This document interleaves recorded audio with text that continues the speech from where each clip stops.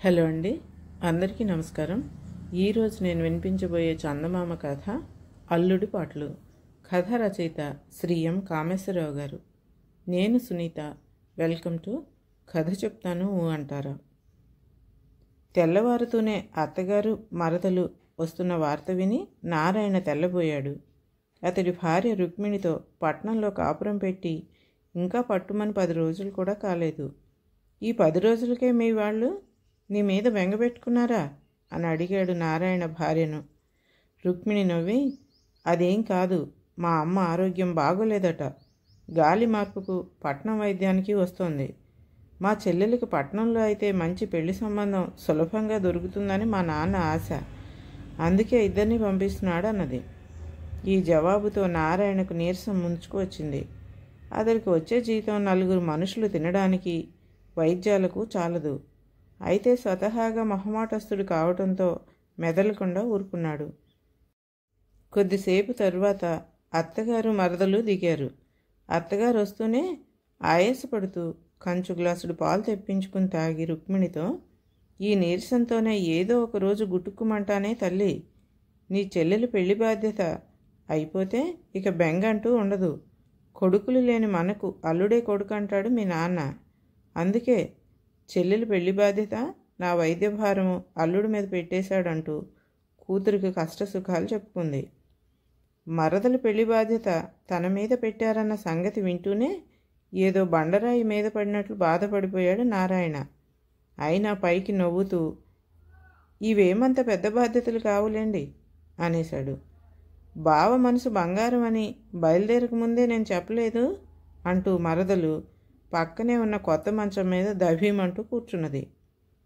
మంచం కాస్త వంకరగా పెట్టుండటం, ఆమెది కొంచెం స్థూలదేహం కావటంతో అది కాస్త ఫెళఫెళమంటూ విరిగి పడిపోయింది. కొత్త మంచం అలా ధ్వంసం అవటం చూస్తూనే నారాయణకు మతిపోయినంత పని అయింది. 1 వారం గడిచింది. అత్తగా జబ్బేమిటో నారాయణకు అంతుపట్టలేదు. ఆమెకు మంచి తిండి పుష్టి ఉన్నది. అయినా ఉపవాసాలు చేస్తున్నట్టు నీరసపడిపోతూ ఉంటుంది. ఇల్లు నగరం మధ్యలోని మంచిపేటలో ఉండటం వల్ల ఆమెకు ఇరుగు పొరుగు అమ్మలక్కలతో కబుర్లాడుతూ కాలక్షేపం చేసేందుకు మంచి అనువుగా ఉన్నది. నెల తిరిగేసరికి నారాయణ అక్కడ ఇక్కడ అప్పులు చేయవలసి వచ్చింది. ఒకరోజు అతడు తోటి ఉద్యోగి భద్రయ్య, చూడు నారాయణ, నువ్వు చిన్నవాడివి. దురభ్యాసాలు మనిషిని సర్వనాశనం చేస్తాయి అన్నాడు. నారాయణ నివ్వెరపోయి, దురభ్యాసాలా? నీకెవరు చెప్పారు అని అడిగాడు. నువ్వు చేసే అప్పులే చెప్తున్నాయి అన్నాడు భద్రయ్య. నారాయణ తన ప్రస్తుత పరిస్థితులు భద్రయ్యకు వివరించాడు.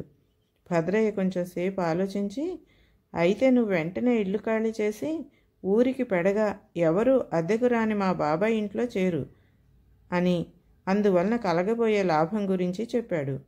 నారాయణ మరుసటి రోజునే ఇంటి యజమాని ఇల్లు ఖాళీ చేయమంటున్నాడని చెప్పి భద్రయ్య బాబాయ్ గారింట్లో కాపురం పెట్టాడు. ఆ ఇంట్లో బావి లేదు. వీధి పక్కన ఉన్న బావిలో నుంచి నీళ్లు తెచ్చుకోవాలి. ఇరుగు పొరుగులతో కబుర్ల కాలక్షేపం లేక అత్తగారికి పిచ్చెత్తినట్టు అయింది.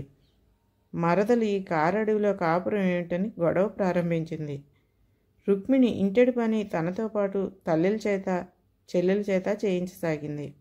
నీ ఉపాయం బాగానే పారింది, ఖర్చులు కొంత తగ్గాయి అని నారాయణ భద్రయ్యను మెచ్చుకున్నాడు. అప్పుడే ఏమైంది? ఈ సాయంత్రం మీ ఇంటికి వస్తాను, నన్ను వైద్యుడిగా పరిచయం చెయ్యి మీ వాళ్లకు అన్నాడు భద్రయ్య. ఆ సాయంత్రం నారాయణ భద్రయ్యను ఇంటికి తీసుకెళ్ళాడు. భద్రయ్య అత్తగారిని పరీక్ష చేస్తున్నట్లు నటించి, ఇది మీ బోటి వాళ్లకు రావలసిన జబ్బు కాదు, కాలేయం పూర్తిగా చెడిపోయింది. అయినా భయం లేదు. ఉప్పు కారాలు తగలకుండా వండిన కొద్దిపాటి కూరతో గుప్పడంటే గుప్పడు అన్నం కలిసి రోజు 2 పూట్ల కనీసం 3 నెలల పాటు తినాలి. ఈ పథ్యం పాటించకపోతే ప్రాణానికి ముప్పని చెప్పాడు. ఆ మాటలు వింటూనే అత్తగారి శరీరం నిజంగానే నీరసపడిపోయింది. ఆ సమయంలో అటూ ఇటూ పచారులు చేస్తున్న మరదలిని దగ్గరికి పిలిచి భద్రయ్య, ఇంత చిన్న వయసుకే అంత ఒళ్ళు ప్రమాదకరం, గుండె జబ్బులు వస్తాయి. రోజు ఈ అమ్మాయి చేత 2 లేదా 1 మైలు దూరం పరిగెట్టించండి. కొన్నాళ్ల పాటు అన్నం మానేసి కేవలం రొట్టె తిని ఊరుకోవటం క్షేమం అని చెప్పాడు. భద్రయ్య వైద్యం వారం రోజులు అమలు జరిగేసరికి మరదలు తల్లితో, అమ్మా ఇక మన ఊరు వెళ్ళిపోదాం, ఇక్కడ ఉంటే పెళ్లి మాటలకేం కానీ నా ప్రాణాలే నిలిచేలా లేవు అంటూ కళ్ళనీళ్ళు పెట్టుకుంది. నా సంగతి నీకన్నా ఏం మెరుగ్గా లేదులే అంటూ అత్తగారు కళ్ళొత్తుకుంది. ఈ మాటలు విన్న నారాయణ, అదేంటి అప్పుడే వెళ్తారా, మా అమ్మగారు నా పైన పెట్టిన బాధ్యతల మాట ఏంటి అన్నాడు.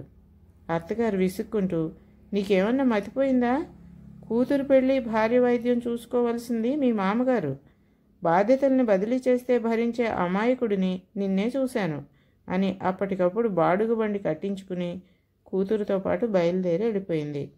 ఆ మర్నాడే నారాయణ తనకి అన్ని సౌకర్యాలు అమరి ఉన్న పాత ఇంటికి కాపురం మార్చాడు. కథ సమాప్తం.